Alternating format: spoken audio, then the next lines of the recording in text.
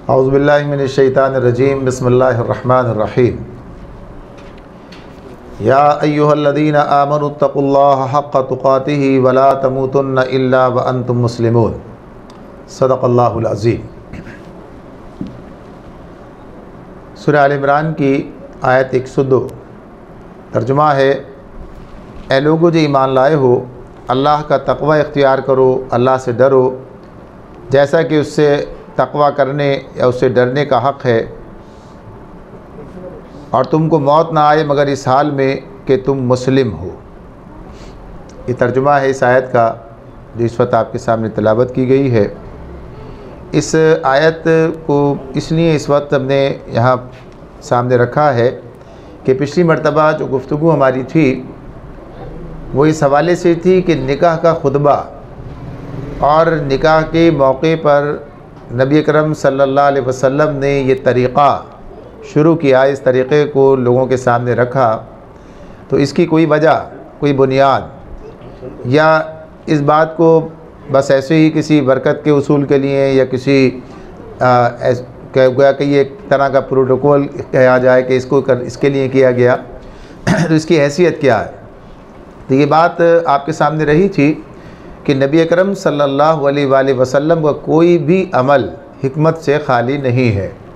आपने हर मौके को इस्तेमाल किया और हर मौका उसके हस्बे हाल है, यानी जो बात जिस मौके पर कहने की ज़रूरत है वही बात उस मौके पर आपने कही है। ऐसा नहीं है कि मौका कोई है और बात कोई और है, यानी बात में और मौके के अंदर कोई मुनासबत नहीं है, तो ऐसा नहीं है। अब जब हम इन आयात को देखेंगे तो बज़ाहिर ऐसा महसूस होता है कि शायद ये जो निकाह की तकरीब है, ये जो शादी का मौका है, इससे क्या ताल्लुक़ है कि यहाँ पर ये आयत और इसके बाद ये पहली आयत है, आयत 102 सूरह आल इमरान की, इसके बाद एक और आयत है जो सूरह निसा की पहली आयत है, और फिर उसके बाद सूरह अहज़ाब के आखिर रुकू की 2 आयत हैं। ये 4 आयत पर मुश्तमिल खुतबा निकाह होता है, और फिर इसी में नबी अकरम सल्लल्लाहु अलैहि वसल्लम का एक इरशाद भी, बल्कि उसका एक हिस्सा है जो शामिल होता है। तो ये खुतबा निकाह इस पर मुश्तमिल होता है, ये खुतबा निकाह है। तो इसमें ये जो चीज़ें यानी 3 मुख्तलिफ़ मुकामात से 4 आयात जो ली गई हैं, तो ये किसी हिकमत के तहत हैं, किसी बुनियाद पर ली गई हैं, इसलिए कोई पैगाम है जो इस मौके पर देना है। अब ये मामला कि नबी अकरम सल्लल्लाहु अलैहि वसल्लम के सामने जो लोग थे वो तो आपकी बात को समझते थे और जानते थे, और सिर्फ बात इतनी नहीं कि ज़बान को समझते थे बल्कि अमलन वो इस कैफियत में मौजूद थे, यानी नबी अकरम सल्लल्लाहु अलैहि वसल्लम की ज़ेर तरबियत थे, लिहाजा इसके मफ़ाहिम को और ज़्यादा बेहतर तौर पर समझते थे। अच्छा, फिर मज़ीद ये बात भी हमारे सामने रहनी चाहिए कि जो लोग नबी अकरम सल्लल्लाहु अलैहि वसल्लम के तरबियत में थे, यानी आपके साथ रहते उठते बैठते थे, यानी सच्चे पक्के मुखलिस मुसलमान थे, और जिसे कहा जाए कि ये यानी जिसमें एक ऐसे मुसलमान जो एक्टिव है, यानी अपना काम कर रहा है, इस मामले में ऐसा नहीं है कि अपने दीन से जो यानी गाफिल है या उससे बेपरवाह है या उसका इल्म नहीं रखता है, बल्कि ऐसे लोग जो अमलन इस सारे काम के अंदर लगे हुए थे, नबी अकरम सल्लल्लाहु अलैहि वसल्लम के साथ मसरूफ़ अमल थे, दीन को जानते पहचानते थे, उन्हें भी ये बातें उस मौके पर बताई जा रही हैं, उनके सामने भी ये बातें रखी जा रही हैं। अब आज के मुसलमान जिनका मामला ये है कि दीन से नावाकिफ़ हैं, दीन का इल्म नहीं है, दीन का इल्म न होने के बराबर है, ये बात एक वाक़या है कि अगर ये बात की जाए कि दीन का इल्म कितना है, यानी आम फहम जो मामलात हैं, इल्ला माशाअल्लाह कुछ लोग ऐसे भी होंगे जिनके पास इल्म ज़्यादा होगा, कुछ के पास मुनासिब होगा, लेकिन अक्सरियत और बहुत बड़ी अक्सरियत का मामला ये है कि वो दीन का बड़ा वाजिबी सा इल्म रखती है, यानी दीन का बुनियादी इल्म भी जो है, जो ज़रूरत की बातें इतना होना चाहिए, वो भी मौजूद नहीं होता। तो जहाँ ये मामला हो वहाँ पर फिर ये बातें आएँ सामने और इन बातों को भी वहाँ समझा ना जाए और बस आएँ और ऐसे ही गुजर जाएँ, यानी बस एक रिवायती तौर पर बात आ जाए, रिवायती तौर पर ये आयात पढ़ी जाएँ, लोग सुने, और सुनने के बाद, और सुनते भी कितने लोग हैं। आजकल जो सूरत हाल है, आम मामलात तो ये हमारे सामने आते हैं कि जिस तरह से जो शोर शराबा जो कुछ हो रहा होता है, यानी निकाह के शादी के मौके पर अगर किसी तकरीब के दौरान में निकाह हो रहा है कि वहाँ पर बाकी सब चीज़ें तो लोग सुन पाते हैं, लेकिन जब निकाह का मामला आता है तो पता नहीं चलता वहाँ बैठे हुए लोग कर क्या रहे हैं, यानी कोई उसके लिए कोई ऐसा आवाज़ का इंतज़ाम। शाज़र और नाज़र बहुत कम लोग हैं जो करते हैं, और फिर वहाँ भी ना उन्हें ये उनके पेश नज़र ये होता है कि इस मौके पर जो खुतबा निकाह ये लोगों को सुनाया जाए, और ना लोगों को इससे दिलचस्पी है, ना शादी जिनके पास हो रही है उन्हें इससे कोई दिलचस्पी है। ये आप खुद देख सकते हैं, आपके सामने है, आप खुद इस मामले में देखेंगे। यानी हालत ये होती है कि लोग घंटों बाहर से अंदर आने में लगा देते हैं, यानी कभी ढोल पिट रहा है तो घंटों तक पिट रहा है, कभी कुछ और हो रहा है, कुछ और सारे मामलात हो रहे हैं। लेकिन निकाह के मामले में कहते हैं बस जल्दी कीजिए, फ़ौरन जल्दी से, यानी 5 मिनट की ताख़ीर 10 मिनट भी जो है इस मामले में, यानी ताख़ीर क्या बल्कि इसमें इस्तेमाल हो जाए ये भी गवारा नहीं होता, बल्कि होता बस जल्दी से इस काम को मुकम्मल करके और इस काम को ख़त्म किया जाए। और उसकी वजह यही है कि इस काम की कोई अहमियत लोगों की नज़र में नहीं होती है। ये एक ज़ाब्ते की कार्रवाई है कि लाजमी है, करना है, तो अब ये भी किया जाने लगा। कुछ लोग ये भी करने लगे हैं कि अब इसे अलग कर लिया जाए साहब, ताकि वहाँ हमें अपने सारे काम करने का पूरा मौका मिले। तो ये बात इस एतबार से तो सही है कि अगर आदमी इसको किसी इस मकसद के लिए करता है, जैसे निकाह का मामला जब मस्जिद में होता है तो मस्जिद में निकाह का मकसद ये होता है कि मस्जिद में निकाह हो, बस बात ख़त्म हो जाए, आगे कोई तकरीब का मामला ना हो। ये बात पहले आप सामने रही थी। लेकिन अब ये काम जो है इस एतबार से तो होता नहीं है। अब ज़्यादातर बात तो होती है कहीं भी किसी भी मौके पर किसी भी जगह पर जो है वो कर लिया जाए, किसी वक्त हम आएँ और ये काम हो जाए ताकि वहाँ हमें पूरी फुर्सत मिले। तो मकसद यही है कि वहाँ कुछ सुनना सुनाना, कुछ कहना सुनना, ये पेश नज़र नहीं होता, इसकी कोई ज़रूरत, इसका एहसास नहीं है, इसकी कोई अहमियत का तसव्वुर नहीं है। और जब वहाँ पर निकाह अगर मौके पर ही हो रहा हो तो भी आप देखते हैं कि कितने लोग उसकी तरफ मुतवज्जे होते हैं, कितने लोग उसे सुनना चाहते हैं, और सुनाने वाले भी किस तरीके से उसे सुना रहे होते हैं। ज़रूरत है इस बात की, ज़रूरत है इस बात की कि इस मौके पर इस बात को वाज़ेह तौर पर बयान किया जाए, यानी इसका तर्जुमा किया जाए, इसकी मुख्तसर तशरीह रखी जाए, ताकि पता तो चले क्या कहा गया, क्यों कहा गया। नबी अकरम सल्लल्लाहु अलैहि वसल्लम ने अगर इस मौके पर इन आयात का इंतखाब किया है तो क्यों किया है, क्या वजह है, इसके अंदर क्या पैगाम है जो दिया जा रहा है, और इस ज़िंदगी के लिए और उस खानगी ज़िंदगी के लिए जो आगे आने वाली है उसके लिए इसकी क्या अहमियत है, क्या ज़रूरत है। तो जब ये आदमी के सामने इस एहसास होगा तो फिर आगे चलेगी। तो हमने इसीलिए इस सारे मामले को तफसील के साथ में ले रखा है। और अब गोया कहिए कि अब हम इस बात को इस एतबार से करेंगे कि निकाह की ज़रूरत तो अपनी जगह पर, निकाह का मामला तो अपनी जगह पर कि उनके अंदर ये आयत आती हैं ये खुतबा निकाह में। वैसे नबी अकरम सल्लल्लाहु अलैहि वसल्लम का आम अंदाज भी ये था कि जब कभी खुतबे का कोई मौका होता तो इन आयात को भी आप शामिल रखते। तो ये आयात खुद अपनी जगह पर अपने मुकाम पर बहुत बड़ा पैगाम रखती हैं, बहुत बड़ा पैगाम है इन आयात के अंदर हमारे सामने। लिहाजा अब जो हम बात करेंगे वो इन आयात पर बात करेंगे, फिर खुतबा निकाह के साथ इसको बाद में जोड़ लेंगे कि खुतबा निकाह में इसको इस मौके पर क्यों रखा गया, इसकी क्या उसके अंदर क्या। लेकिन ये जर्नली यानी हमारे अपनी आम जिंदगी के अंदर इसका कितना इतलाक होता है, कितना इसकी अहमियत है, उसको हम इस वक्त अपने सामने रखेंगे। तो इसमें जो चीज़ हमारे सामने आई है, या अय्युहल्लज़ीना आमनू इत्तक़ुल्लाह, ए लोगों जो ईमान लाए हो, तक़वा, अल्लाह का तक़वा इख्तियार करो। इसका आम तर्जुमा हम करते हैं अल्लाह से डरो। और फिर इसके बाद इस मुकाम पर इसी आयत के अंदर दूसरी बात भी है, हक़्क़ तुक़ातिह, उसकी बात बाद में होगी, आज उसकी बात नहीं होगी। आज बात सिर्फ कितनी हो रही है, इत्तक़ुल्लाह पर बात हो रही है कि इत्तक़ुल्लाह क्या चीज़ है और इसकी बात क्या है। आप देखिए ये आम फहम मामला है कि हमारे माशरे में आम तौर पर लोग तक़वा के मामले में ये समझते हैं कि ये कोई इजाफी मामला है, और ये तसव्वुर पाया जाता है कि हम तो बड़े गुनाहगार लोग हैं, आम इंसान हैं, मुत्तकी तो कोई ख़ास किस्म का आदमी होता है, कोई ख़ास किस्म का फ़र्द होता है, कोई ख़ास कोई ऐसी खुसूसियात, कोई ऐसी क्वालिटीज़ होती हैं जो सब में ज़रूरी नहीं है। एक बात तो ये है कि एक चीज़ मेरी भी ज़रूरत है, एक चीज़ आपकी भी ज़रूरत है। अगर ये बात समझ में आ जाए तो जाहिर सी बात है कि मैं भी उसे इख्तियार करूँगा, आप भी उसे इख्तियार करेंगे, यानी हम में से कोई भी उसे छोड़ने के लिए तैयार नहीं होगा। लेकिन जब ये कहें कि ये ऑप्शनल है, यानी ये इख्तियारी है, चाहे तो कर ले और चाहे तो इसके बगैर भी काम चलेगा, तो आम तसव्वुर यही है कि तक़वा के बगैर काम चलेगा। आम तसव्वुर ये है कि तक़वा के बगैर काम चलेगा। तक़वा कोई ऐसी लाजिम चीज़ नहीं है कि इसके बगैर आदमी का काम ना चल सके। काम चलने से मुराद क्या है? यानी दीनदार होना, दीन पर अमल पैरा होना, आखिरत में निजात हासिल कर लेना। दीन का मतलब क्या है?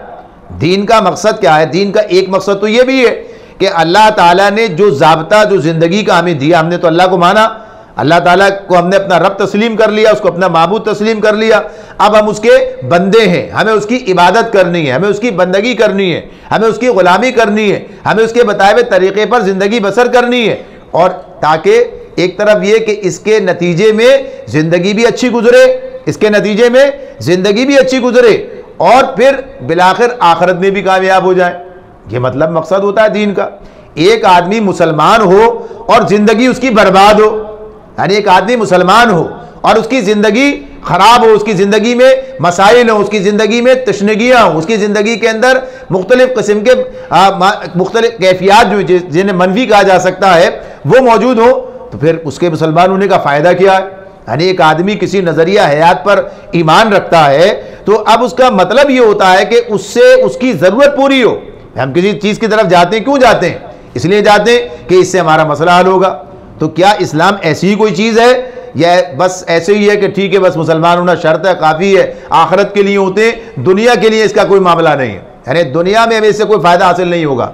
तो ये बात, ये गलतफहमी अपनी जगह है कि इसको दूर किया जाए कि इस्लाम इस दुनिया में ज़िंदगी बसर करने का नाम है। इसका नतीजा आखिरत में यकीनन इस पर अमल करने का नतीजा जन्नत की सूरत में निकलेगा, लेकिन इसका सबसे पहला फ़ायदा, सबसे पहला इसका जो नतीजा है वो दुनिया में ही निकलेगा। इसका पहला नतीजा दुनिया में निकलेगा। ये बात आपके सामने बार बार हुई है। ये बात आपके सामने, आप देखिए कि नबी अकरम सल्लल्लाहु अलैहि वसल्लम का ज़माना देखें, सहाबा कराम को हम देखें तो हमारे सामने ये बात आती है कि वो ईमान लाने के बाद कितना आजमाए गए, कितना सताए गए, कितनी आजमाइशें उनके ऊपर आईं। लेकिन हम ये देखते हैं कोई एक आदमी भी, सिंगल आदमी कोई आपको मक्के में ऐसा नहीं मिलेगा, मदीने में, मुनाफिकीन की बात तो छोड़ दिए, वो तो ईमान लाए नहीं थे, वो तो आए मफादात के लिए थे और मफादात के तहत ही लगे रहे। उन्होंने भी इनकार नहीं किया, उन्होंने भी इनकार नहीं किया अपने साथ। लेकिन मुखलिस मुसलमानों का मामला क्या रहा कि जो वाकई सच्चे पक्के मुसलमान थे और वो सताए गए, उन्होंने तमाम आजमाइशों से गुजरे, उन्होंने सारी तकलीफें झेली, उन्होंने सारी कुर्बानियां दी, लेकिन एक आदमी भी इस्लाम से नहीं फेरा। आखिर हो सकता है ना, चलिए आपकी कुव्वत बर्दाश्त ज़्यादा है, इनकी कम है, उसकी कितनी है, और कभी तो आदमी आकर ही सोचता है कि इसका मुझे हासिल क्या मिला, मुझे क्या हासिल हुआ, इससे मुझे मिला क्या। नबी अकरम सल्लल्लाहु अलैहि वसल्लम पर ईमान लाया तो दुनिया में क्या मिला? तो हम ये देखते हैं कि दुनिया में उन्हें वो अमन, वो इत्मीनान अपनी ज़ाती ज़िंदगी में, गो के वो हर वक्त बरसरे पैकार रहे, यानी मक्के के अंदर दुश्मनों के साथ जो वहाँ पर उनके साथ जुल्म ज़्यादती करते थे उनके साथ मामला रहा, और फिर मदीने में आने के बाद फिर एक जंग का मामला रहा कि मुतवातिर जो है ग़ज़वात हुई है और लोग उसके अंदर मशगूल रहे हैं। और एक मुश्किल ज़िंदगी, आम हालात में देखा जाए तो क्या है, मुश्किल ज़िंदगी, आसान ज़िंदगी नहीं। मक्के में भी हालात मुश्किल थे मौजूद और मदीने में आने के बाद भी कोई फरावानी नहीं हो गई। ये मदीने की बात है कि मदीने के अंदर नबी अकरम सल्लल्लाहु अलैहि वसल्लम और आपके साथियों का हाल ये होता था कि मुतअद्दिद वक्त का फाका हो जाता, यानी मदीने आने के बाद, इसलिए कि जाहिर सी बात है कि छोटी सी बस्ती है, इतना मुहाजिरीन की बड़ी तादाद वहां पर आ गई है, हर तरफ से माशी बाइकाट हुआ है, लिहाजा कैसे ही मामला चले। तो बहरहाल जंगी अखराजात भी अपनी जगह पर है, ये सब काम चल रहा है, कोई एक आदमी भी शिकायत करता हुआ नजर नहीं आता कि भाई ये किस मुश्किल में लाके आपने डाल दिया हमें। इसकी वजह कोई तो वजह होगी ना, इसलिए कि वो उस इत्मीनान के, उस मजे के, उस तजर्बे से गुजर रहे थे, यानी उस तजर्बे से गुजर रहे थे कि जिसने उन्हें इस पर बिल्कुल यकसू कर रखा था कि नहीं, इस्लाम नहीं छोड़ा जा सकता, दीन नहीं छोड़ा जा सकता, सब कुछ छोड़ा जा सकता है। घर छोड़ दिया, बाल बच्चे छोड़ दिए, अपने सारे कारोबार छोड़ दिए, मक्के छोड़कर आए ना सारे के सारे, ये सारे सदियों के जमे जमाए अपने सारे मामलात खत्म कर दिए, नहीं छोड़ा तो इस्लाम नहीं छोड़ा। आखिर कोई तो बात है ना, कोई चीज़ तो है इस मामले में, और यहाँ पे मुसलसल उसके लिए पूरी तरह से इस्लाम पर डटे हुए अमल पैरा हैं। तो यहाँ ये कैफियत है। तो ये बात सामने रहे कि इस्लाम का मतलब ये होता है कि इंसान की दुनिया की ज़िंदगी में भी उसे कोई अमन मिले, इत्मीनान मिले, कोई सुकून मिले, उसे कोई शऊर मिले, जिसके नतीजे में वो ज़िंदगी की गाड़ी सही रास्ते पे चला सके। यानी बात ज़रूरी है। जिंदगी की गाड़ी सही रास्ते पे चले, मुझे पता हो क्या करना है क्या नहीं करना है, किसके करने में इसके अगर मुश्किल आ रही है तो क्यों आ रही है, इसके क्या नताइज निकलेंगे, किस तरह मुझे उस पर इत्मीनान हो, सब्र आए, मुझे उसके ऊपर कोई उस पर मैं कंप्रोमाइज़ करूं। तो ये तमाम चीज़ें जो है इस्लाम के नतीजे में इंसान को मिलती हैं। और फिर जाहिर है कि जब आदमी एक मकसद के लिए जिद्दोजहद करता है तो फिर उस मकसद के उसूल के हवाले से फिर जो उसकी जज्बाती कैफियत, उसके अपने किरदार की बात होती है, वो अपनी जगह एक अलग मिसाल है। तो गर्ज ये कि इस्लाम इंसान की ज़िंदगी को तब्दील करता है और उसे अमन एक्टिव पर्सन, ये भी जो आजकल का मुसलमान का मसला है, बड़ा मसला ये है कि आज मुसलमानों की कैफियत ये है कि वो इस्लाम के शऊर से नाबलद हैं, यानी समझदार लोगों की बात है। अगर आपको इस्लाम को समझना है, अगर सही मानों में आप इस्लाम को देखना चाहते हैं, सहाबा कराम की जिंदगी से देखिए बस। यानी आज के मुसलमान को देखकर मुझे आपको इसको देखकर आपको वो बात नहीं मिलेगी, इसलिए कि हमारे साथ जितनी आलाइशें लगी हुई हैं, जितने मसाइल हमारे साथ हैं, जितने समझौते हमने कर रखे हैं, जितने रंग हमने अपने ऊपर चढ़ा रखे हैं, अपनी जिंदगी को जितने खानों के अंदर हमने बांट रखा है, हम इस्लाम की सही तस्वीर पेश नहीं कर रहे हैं। हालांकि हम इस्लाम के नुमाइंदे, हम इस तौर पर जहां भी चले जाएं आप, ये मुख्तलिफ मसाइल हैं। हाँ, जितना भी बचने की, कटने की, सही होने की कोशिश करते हैं, वो अपनी जगह पर एक बात है, करनी चाहिए, लेकिन सही मानों में अगर आप देखेंगे तो सहाबा कराम तक आपको जाना पड़ेगा, वहां तक जाना। उनके बाद फिर जैसे जैसे ताबईन, दीगर लोग, और भी, आपको ऐसा मतलब नहीं सारे के सारे सबको खत्म किया जाए, लेकिन ये कि वहां से शुरू करें, वहां से देखें, जब हमारी जरूरत वहां पूरी होती है या उसके बाद जरूरत पूरी होती है। लेकिन आज के मुसलमान को देखकर अगर ये देखें कि साहब इन्हें इस्लाम से क्या मिला, तो ये मामला आज के मुसलमान पर नहीं आएगा, इसलिए कि न ये मुसलमान है और न ये इस्लाम छोड़ता है। ये यानी आधा तीतर आधा बटेर वाली कैफियत है भी और नहीं भी है, यानी है भी और नहीं भी है। तो ये जो कैफियत है, इस कैफियत से जब तक नहीं निकलेंगे तो ये मामला जो है सही दुरुस्त तौर पर सामने नहीं आ सकेगा।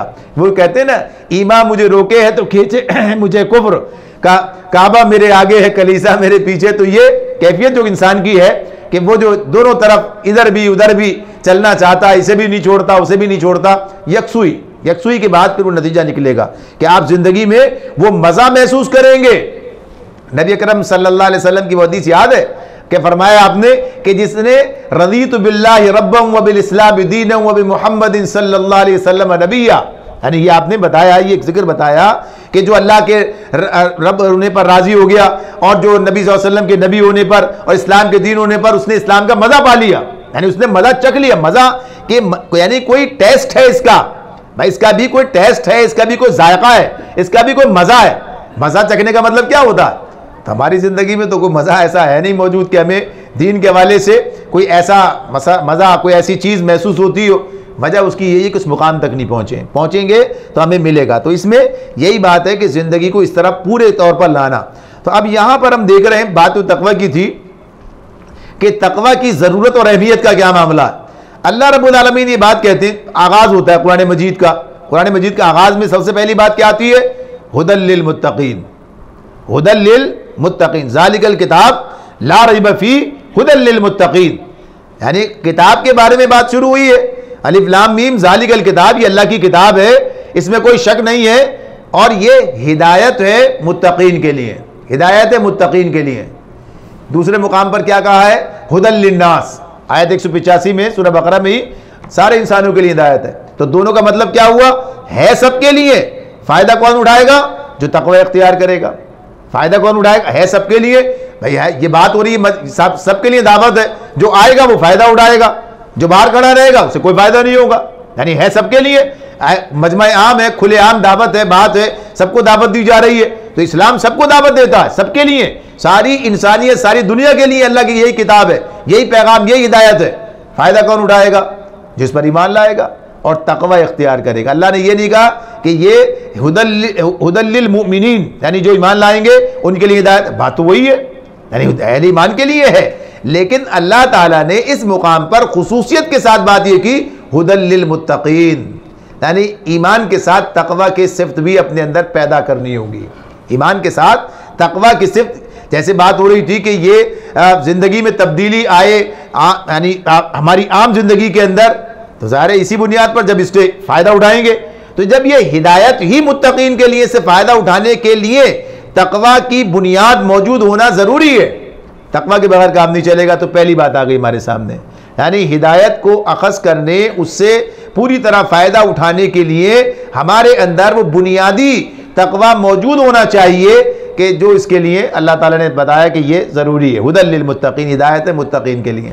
फिर आप देखिए आगे चलें तो ये बात हमारे सामने आती है कि कुरान मजीद के अंदर जगह जगह तकवा के बारे में इतना अल्लाह रब्बुल आलमीन ने हमें हिदायत दी है और इतनी मरतबा ये बात की है, या अय्युहल्लज़ीना आमनुत्तक़ुल्लाह, या अय्युहल्लज़ीना आमनुत्तक़ुल्लाह, कि ऐ लोगों जो ईमान लाए हो अल्लाह का तकवा इख्तियार करो। अच्छा, ये जो बात हो रही है ये बात कोई मशवरा नहीं है, ये बात कोई इस तरह नहीं है कि करो अच्छी बात है, बल्कि ये अमर का सीगा है। इत्तक़ुल्लाह, अल्लाह का तकवा इख्तियार करो। जैसे कहा अतीउल्लाह, अल्लाह की इताअत इख्तियार करो, अतीउर रसूल, रसूल की इताअत, ऐसे ही ना इत्तक़ुल्लाह, अल्लाह का तकवा इख्तियार करो। तो ये जो बात इसमें हमारे सामने आती है कि ये अमर की बात है कि ये काम करना है, ये काम तुम्हें करना है। बस गलत फहमी ये है कि हमने यही समझ लिया कि ये कोई इजाफी बात है और इसका मामला जो है ये कुछ खास लोगों के साथ है, आम लोगों के साथ नहीं। जितनी इस्तिलाहात इस कुरान इस्तेमाल करता है, जितनी इस्तिलाहात कुरान इस्तेमाल करता है, जैसे मुत्तकी की इस्तिलाह इस्तेमाल हुई है, जैसे मुहसिन की इस्तिलाह इस्तेमाल हुई है, जैसे वली की इस्तिलाह इस्तेमाल हुई है, कुरान ने सारी इस्तिलाहात इस्तेमाल की हैं। कुरान मजीद में अल्लाह ताला ने मुत्तकी की सिफत की बात की, मुहसिन की बात की, अल्लाह ताला ने इसी के अंदर जो है हमारे सामने वली की बात की। ये तमाम जितनी भी चीज़ें हैं इन सब का मामला इसी एतबार से है कि ये सारी चीज़ें क्या हैं, सब मुसलमानों के लिए। यानी ऐसा नहीं है कि किसी आदमी के लिए कोई आदमी अल्लाह यानी मुत्तकी हो और कोई मुत्तकी ना रहे। मुत्तकी की ज़िद पता है क्या होती है? मुत्तकी की ज़िद फाजिर है, यानी फजूर। यानी इसके बाद क्या होगा, इसकी ज़िद क्या होगी, दरमियान की बात नहीं है, यानी आदमी को मुत्तकी होना चाहिए। तो इस तरह इसी एतबार से अब ये जैसे वली है, वली हम समझते हैं पता नहीं कौन सी ऐसी खास बात है ये, हालांकि ये कुछ खास लोगों का मामला है, पेश भी ऐसे ही किया जा रहा होता है। हालांकि अल्लाह ताला क्या कहते हैं, अल्लाहु वलियुल्लज़ीना आमनू, अल्लाह अहले ईमान का वली है, अल्लाह अहले ईमान का वली है। बिल्कुल इसमें कोई अल्लाह ने ये नहीं कहा फलां का है फलां, अल्लाहु वलियुल्लज़ीना आमनू, अल्लाह अहले ईमान का वली है। इसका तर्जुमा ये भी करेंगे अल्लाह अहले ईमान का दोस्त है। अब आप बताइए क्या हम अल्लाह के साथ ये ताल्लुक, अल्लाह हमसे मोहब्बत करता है, हम अल्लाह से मोहब्बत करते हैं नहीं करते? आप मेरे दोस्त हैं, तो जवाब में क्या कहेंगे आप, भाई मैं आपका दोस्त नहीं हूं। ऐसा तो नहीं हो सकता है ना, ऐसा नहीं हो सकता ये। तो ये बात यहां पर हमारे सामने आती है कि ये दो तरफा ताल्लुक है, ये दो तरफा ताल्लुक है, लेकिन लोगों ने इसको समझा नहीं है। तो ये चूंकि इस वक्त मौजू नहीं है, जब ये मौजू होगा तो इस पर बात करेंगे तफसील से। तो ये बहरहाल ये चीजें हमने समझी कि ये आम लोगों का आम मुसलमानों की बात नहीं, खास मुसलमानों की बात है। तो ये आम मुसलमानों की बात है कि उन्हें भी तकवा इख्तियार करना है। वो आयात सामने आएंगी जिनके अंदर ये बात होगी कि बार बार तकवा की बात है, बार बार तकवा की, हर हुक्म के साथ तकवा का मामला है, हर हुक्म के साथ ये कैफियत जो है इसका मुतालबा हमसे किया जाता है। अल्लाह ताला कहते हैं अच्छी तरह से सुन लो, जान लो, इत्तकुल्लाह, अल्लाह का तकवा इख्तियार करो। यानी बार बार अल्लाह ताला इस तरह के मज़ामीन हमारे सामने, सूरह बकरा को अगर आप उठाकर बैठें और उसमें देखिए कि कितनी जगह पर ये इत्तकुल्लाह का मुतालबा अल्लाह रब्बुल आलमीन से अल्लाह रब्बुल आलमीन ने हमसे किया, तो बात समझ में आ जाएगी। तकवा का मतलब होता है, तकवा है क्या चीज़, इससे बात आसान हो जाएगी। तकवा का मतलब है, वैसे कहते हैं तकवा बचने को, तकवा क्या है, बचना है। अब ये आपने सुना होगा परहेजगार, मुत्तकी क्या है, परहेजगार। परहेज क्या होता है, परहेज बचना ही होता है। परहेज करता हूं भाई, मैं इससे परहेज करता हूं, मैं इस चीज़ से परहेज करता हूं, उसका मतलब क्या होगा कि मैं इससे बचता हूं, मैं इससे गुरेज करता हूं, मैं इसे इस्तेमाल नहीं करता हूं।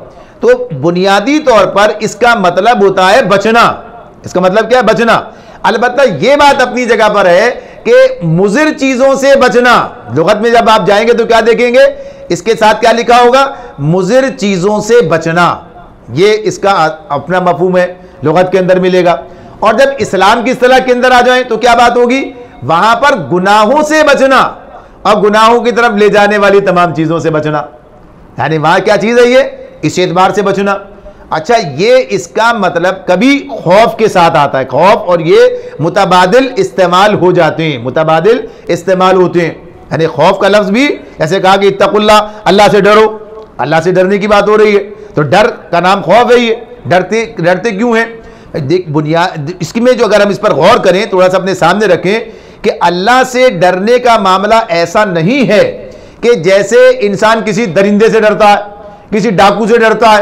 यानी कोई अगर आ जाए, सामने आ जाए, तो आदमी को एक डर महसूस होगा, उससे खतरा महसूस होगा। एक डर वो भी होता है, और एक डर वो भी होता है जो आदमी वालिदैन से, उस्ताद से, किसी की नाराजगी से, यानी ये चीज़ भी अपनी जगह मौजूद होती है।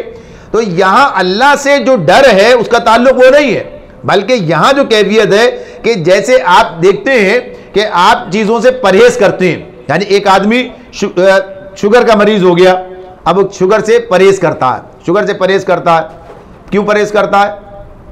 क्यों परहेज करता है? बहुत अच्छी मिठाई उसके सामने है और उसके शुगर जो है, शुगर का मरीज है, अब वो नहीं खाता, मामूली सा, यानी अगर वो करता भी, मना करने के बावजूद भी, फिर भी क्या करता है?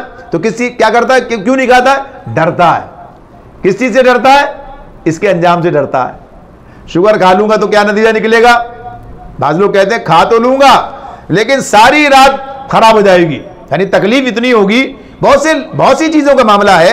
कुछ लोग तेजाबियत के मरीज होते हैं, तेजाबियत के मरीज हैं, ब्लड प्रेशर के मरीज हैं, वो क्या कहते हैं, मुख्तलिफ किस्म के उनके परहेज हैं, वो क्या कहते हैं, नहीं भाई ये नहीं कर सकता, कर लिया तो फिर क्या होगा? डरता है। किस बात से डरता है? इसके नतीजे से डरता है, अंजाम से डरता है। तो यहां भी डर इसी तरह का है। यहां भी डर क्या है कि गुनाह के नतीजे से डरता है, गुनाह के अंजाम से डरता है, अल्लाह की नाराजगी के नतीजे से डरता है। अल्लाह नाराज होगा तो क्या होगा? अल्लाह के नाराज होने का नतीजा क्या निकलेगा? सोचने की बात है ना ये। वैसे तो गुनाह के अंदर तो लज्जत है, बज़ाहिर तो गुनाह के अंदर लज्जत है, मिठाई के अंदर मजा है, मिठाई के अंदर मजा है, चिकनाई और खूब मजे मजे की चीजें, मुरक्कन ग़िज़ाएं खाना, इसके अंदर मजा है। आदमी देखते ना मजा है इसके अंदर, लेकिन बीमार क्यों नहीं इससे परहेज करता है? उसे पता है कि ये मेरे लिए मुज़र है, ये मेरे लिए मुज़र है, लिहाजा मैं ये, दूसरा आदमी खा रहा है उसके सामने बैठा हुआ, लेकिन वो कहता है कि नहीं साहब ये मेरे लिए मुज़र है, लिहाजा मैं इसके अंजाम से डरते हुए उससे परहेज करता हूं। बात समझ में आ रही है ना? तो ये परहेजगारी है और ये डर है उसका। तो डर भी उसके अंदर मौजूद है और परहेज भी उसके अंदर मौजूद है कि परहेज इसलिए कर रहे हैं कि हमें अंजाम का डर है। तो गुनाह से क्यों बच रहे हैं? कि इसके अंजाम का डर है। इसका नतीजा क्या निकलेगा? गुनाह से इसलिए बच रहे हैं तो इसके अंजाम पर जब आदमी की नजर नहीं होती तो वो काम कर जाता है, और कर जाता है तो फंस जाता है, और फंस जाता है तो भुगतना पड़ता है, यानी सब कुछ होता है ना इसी एतबार से। तो यही चीज तकवा है, इसी का नाम क्या है? तकवा है। तो बुनियादी तौर पर इंसान का अल्लाह के साथ ताल्लुक की नौयत यह है, अल्लाह के साथ ताल्लुक की नौयत यह है कि वो अल्लाह रब्बुल आलमीन के हवाले से, यानी उसकी जो अल्लाह के साथ ईमान का मामला, उस पर मार्फत, उसका ताल्लुक की जो नौयत है, अब उधर जाना पड़ेगा, थोड़ा सा उसकी बात करें। आप देखें कि बंदे का अल्लाह के साथ ताल्लुक की नौयत क्या है। क्या आप अल्लाह से बेनियाज हो सकते हैं? सोचिए, क्या आप अल्लाह से बेनियाज हो सकते हैं? छोड़ो भाई, हम कह नहीं सकते। जो हमारे अंदर जो है हौसला नहीं है, हमारे अंदर हौसला नहीं है कि हम ये कह सकें कि भाई हम अल्लाह से बेनियाज हैं, हमें कोई जरूरत नहीं है अल्लाह की। हम बेनियाज हम नहीं कह सकते। क्यों नहीं कह सकते? इसलिए नहीं कह सकते कि हमें पता है कि अल्लाह के बगैर हमारा काम नहीं चलेगा। हमें पता है कि अल्लाह को हम नहीं छोड़ सकते। अल्लाह से भाई, ईमान इसी का नाम तो है ना, ईमान तो ये अल्लाह के ऊपर ईमान है, अल्लाह को माबूद मानने की बात है। तो ये बात तो अपनी जगह पर है कि हम ये बात समझते हैं, हम ये बात कहते हैं कि हम अल्लाह रब्बुल आलमीन को छोड़ नहीं सकते, नजरअंदाज नहीं कर सकते। लेकिन अमलन सूरत हाल क्या है भाई? ये तो बात कहने की हो रही है, आपसे पूछा है ना, तो आप कहेंगे सवाल ही कैसे कह सकते हैं, क्या बात हो रही है? अमलन क्या है? अमलन सूरत हाल ये है कि गोया हमने अल्लाह को छोड़ रखा है। अमलन क्या है? गोया हमने अल्लाह को छोड़ रखा है, हमें कोई इस बात की परवाह नहीं है। आम तौर पर आम हालात के अंदर, आम जिंदगी देखें तो क्या है कि अल्लाह नाराज होगा या राजी होगा? आप घूम जाइए, सारा देख लीजिए आपके माशरे के अंदर क्या सूरत हाल है, लोग क्या कर रहे हैं, हम किधर जा रहे हैं, मामलात क्या हैं। लोग अल्लाह का नाम भी लेंगे और अल्लाह के खिलाफ, यानी उसकी मर्जी के खिलाफ काम करेंगे, यानी गुनाह के काम करेंगे, अल्लाह ताला के बताए हुए उसके बरखिलाफ कुछ और तरीका इख्तियार कर लेंगे। तो ये बात आम तौर पर हमें नजर आती है कि हमारी जिंदगी में अमलन अल्लाह ताला मौजूद नहीं है, अल्लाह ताला अमलन मौजूद नहीं है। अमलन मौजूद होता है तो क्या होता है? ये नहीं भाई ये काम मैं नहीं कर सकता, ये काम मैं नहीं कर सकता। आप देखिए, अगर कोई दोस्त हैं, अब एक दोस्त उससे कहता है यार चलो आज बाहर रहते हैं, आज देर, नहीं भाई अब्बा मना करते हैं। अरे छोड़ो, सबके अब्बा मना करते हैं, कहते हैं ना बस लोग, कुछ नहीं होता, चलो अब इतने बड़े हो गए, अब आप क्या मसला है, अभी तक बच्चे हैं आप। नहीं भाई नहीं, मैं अपने अब्बा को नाराज नहीं कर सकता। मेरे अब्बा जो है, एक साहब ने मुझसे कहा, बैठे हमारे भाई, इनके भाई थे बड़े, उन्होंने कहा कि हम, बहुत पुरानी बात है, यानी सब जिस ज़माने में आज से 40 साल पहले जब वो नौजवान थे, नौउम्र थे, और ये फिल्मों का शौक़ लोगों को कुछ ज़्यादा था उस ज़माने में, ये सब VCR, ये सब TV का इतना नहीं था। चले गए रात दोस्तों के कहने पर, रात को दोस्तों के कहने पर फिल्म देखने के लिए चले गए। अब रात को आए 12 बजे आए, तो 12 बजे अब जब घर के अंदर दाखिल होना, घर के अंदर जाना है, अभी पहली मर्तबा का मामला था, अब जब घर के अंदर जाना है तो घर के अंदर जब वो देखा, जगाने लगे, तो उनके अब्बा उस गैलरी के अंदर टहल रहे थे। वो कहते मुझे ऐसा, इतनी शर्म आई, एक लफ्ज उन्होंने मुझसे नहीं कहा, ये कहते हैं वो उन्होंने मुझसे कुछ नहीं कहा, देख के चले गए। लेकिन मुझे उस दिन से ऐसी शर्म आई कि मैंने फैसला कर लिया कि आइंदा कभी ऐसे वक्त में नहीं जाऊंगा, या देर तक घर से बाहर नहीं रहूंगा। अब बाप की अहमियत, बाप का एक कोई ख्याल, कोई एहसास है ना दिल में, ये बात है ये भाई, बाप यार देखो ये हमारे लिए, ये हमसे कितनी मोहब्बत करते हैं, हमारी खातिर इस वक्त तक ये, तो बाप की मोहब्बत अल्लाह की मोहब्बत के से नापे आप, कुछ भी नहीं है, कुछ भी नहीं है। अल्लाह जितनी आपसे मोहब्बत करता, जितना आपके साथ अल्लाह ताला की मेहरबानियां, उसका अपना फजल, उसके इनाम, यानी क्या क्या सब कुछ उसी का है। हमारे जितने भी मामलात हैं, हमारी जो कैफियत, हम मानते हैं, तस्लीम करेंगे, ये हम इसका इनकार नहीं करेंगे, अरे मुसलमान है, लेकिन हम इसको रियलाइज नहीं करते, कभी हम इसको अपने सोचते नहीं है, हम इस पर गौर नहीं करते। हम ये नहीं सोचते कि भाई यार जो हम कहते तो हैं, कभी जरा बैठ के सोचें तो सही, कभी सोचें तो सही, किस रब को नाराज करना है। जैसे वो कहते हैं ना कि भाई मैं इनकी नाराजगी अफोर्ड नहीं कर सकता, मैं इनकी नाराजगी को नहीं कर सकता, ये बात मेरे बस में नहीं है। जब आपकी जिंदगी में अल्लाह का ये मुकाम पैदा हो जाए, समझ लीजिए तकवा हो गया पैदा। जब अल्लाह का, भाई अल्लाह के मामले में अल्लाह को नाराज नहीं कर, लेकिन उसके लिए पहले जरूरी यही है कि अल्लाह से वो ताल्लुक तो बने, अल्लाह से वो ताल्लुक तो बने। हालांकि हम कहते हैं कि हम अल्लाह के बंदे हैं, अल्लाह हमारा माबूद है, तो इस ताल्लुक की बुनियाद पर आदमी आगे बढ़ता है, इस ताल्लुक की बुनियाद पर आदमी आगे बढ़ता है। और आगे बढ़कर जाहिर सी बात है कि सबसे पहली चीज क्या होती है, सबसे पहली चीज यही होती है कि अल्लाह रब्बुल आलमीन ने, यानी ईमान लाने के बाद, कि हम ये जानने की कोशिश करें अल्लाह की रजा किन चीजों में है, अल्लाह की नाराजगी किन चीजों में, अल्लाह की रजा किन चीजों में, अल्लाह किन चीजों से नाराज हो जाता है। जब ये आदमी, जाहिर किताब किस चीज का नाम है, शरीयत किस चीज का नाम है, दीन क्या बता रहा है, यही तो बता रहा है, ये काम अल्लाह की रजा है इसमें, और इसमें अल्लाह की नाराजगी है। इस काम में अगर जैसे कहा जाए कि रिस्क हलाल अल्लाह की रजा है, रिस्क हराम अल्लाह की नाराजगी है, इसके अंदर यही बात होगी। नमाज का अदा कायम करना अल्लाह की रजा है इसके अंदर, उसको तर्क कर देना अल्लाह की नाराजगी है इसके अंदर। सच बोलना अल्लाह की रजा है इसके अंदर, और झूठ बोलना अल्लाह की नाराजगी है इसके अंदर। वादा, यानी जितनी चीजें करते चले जाएं आप, बातें तुम्हारे सामने आती हैं, बहुत सारी बातें हम जानते हैं, हम वाकिफ हैं, हम इससे आगाह, कोई ऐसी बात नहीं कि हमारे हमसे छुपी हुई हैं। तो इस मामले में, इस एतबार से आदमी ये सोचे, गौर करे, देखे कि उसकी जिंदगी में अल्लाह ताला का मुकाम क्या है, उसकी जिंदगी में अल्लाह ताला की किस हवाले से, यानी उसकी, कहते अल्फाज तो ये रहेंगे, मकसद तो अल्लाह ताला का मुकाम तो अपनी जगह, कि अल्लाह की हैसियत उसके दिल में क्या है, अल्लाह का इस हैसियत से, कि इस एतबार से कि नहीं भाई ये काम नहीं हो सकता। जब आदमी इस बात तरह सोच रहा होता है, तो ये चीज़ जो इसमें हमारे सामने आती है कि जब हम अपने दीन के एतबार से अपने आप को यहाँ पर लेकर आते हैं, सोचते और समझते हैं कि हाँ अल्लाह को नाराज़ करना या राज़ी करना, इस पहलू से सोचिए, तो फिर तकवा समझ में आना शुरू हो जाएगा। इसलिए कि अल्लाह को नाराज़ करना, अब ये डर किस चीज़ का, अल्लाह की नाराज़गी का डर है, और नाराज़ होने का नतीजे का भी डर है साथ के अंदर।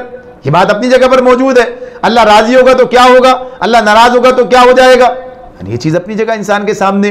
तो इसी चीज़ का, इसी कैफियत का नाम क्या है, तकवा है। इसी कैफियत का नाम कि इंसान के दिल में अल्लाह ताला का मुकाम क्या है, और वो इस हवाले से, यानी इस हवाले से वो अपने आप को किस तरीके से इस अल्लाह की रज़ा के रास्ते पर आगे बढ़ाता है, उसकी नाराज़गी के रास्ते से बचता है।